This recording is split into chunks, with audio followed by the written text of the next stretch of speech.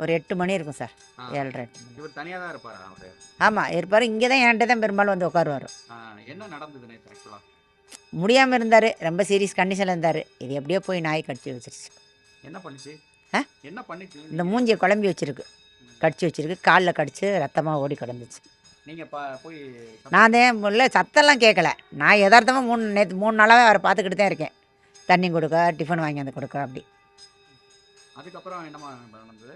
அப்புறம் அவங்க தம்பி பொண்ணாடி ஃபோன் அடித்து அவங்க வந்தாங்க. அப்புறம் போலீஸுக்கு கம்ப்ளைண்ட் பண்ணி அப்புறம் அவங்க வந்து எல்லாம் எடுத்துகிட்டு போனாங்க, போட்டாலாம். அவ்வளோதான். இழுத்துட்டு போச்சா? எதை அவங்க அவரை இழுத்துட்டுலாம் போல, கட்டிலில் இருந்தபடியே தான் இருந்துச்சு. காலை மட்டும் கீழே கடிச்சு அப்படியே தொங்கிக்கிட்டு இருந்துச்சு, தள்ளுப்பட்டு. அவ்வளோதான். எத்தனை நாய் மொத்தம்? நாங்கள் மறுபடியும் நாங்கள் 2-3 பேர் இருக்கும்போது வரையில் 2. அது கடிக்கும் போது எத்தனை கடிச்சிச்சுன்னு தெரியல சார். திருப்பி வந்து என்ன பண்ணுச்சு? மறுபடியும் அந்த மூஞ்சியை பிடிச்சி இழுத்துச்சு. நான் டவல் போட்டு யாரும் பார்க்காத அளவுக்கு மூடி வச்சுருந்தான், அதை பிடிச்சி இழுத்துச்சு. அப்புறம் நாங்கள் கம்பளை விட்டு எரிஞ்சவும் போயிடுச்சு. 2 திருப்பு வந்துச்சு. இல்லை, நாய் தொல்லை இந்த ஏரியாவில் அதிகமாக இருக்காங்க. ஆமாம் இருக்குது.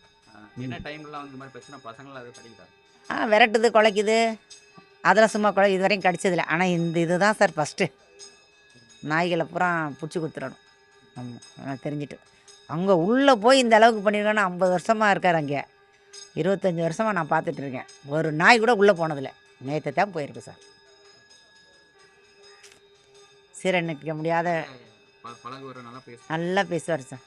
என்கிட்ட தான் வந்து நான் பூ இதெல்லாம் விற்கிறேன், ஊதுவத்தி. ஒரு வாரத்தில் 2 நாள் 3 நாளைக்கு பூ வாங்கி சாமிக்கு போடுவார். கொடூரமாக செத்துட்டார் சார்.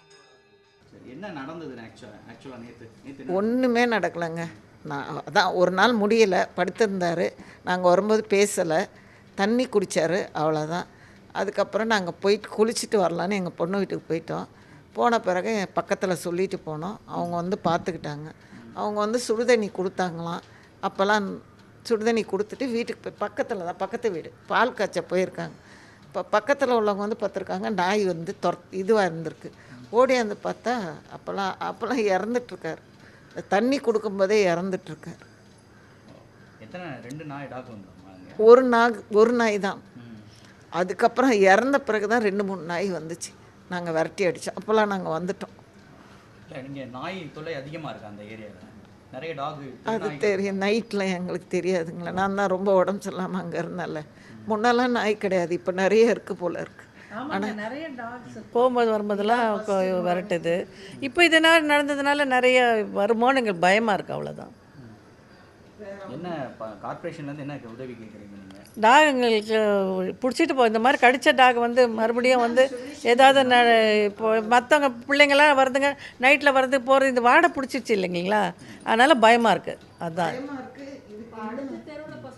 அடுத்த பிள்ளைங்கள்லாம் நைட்லலாம் ஒர்க் பண்ணிட்டு வராங்க, வராங்க. சின்ன பிள்ளைங்கள்லாம் வருதுங்க.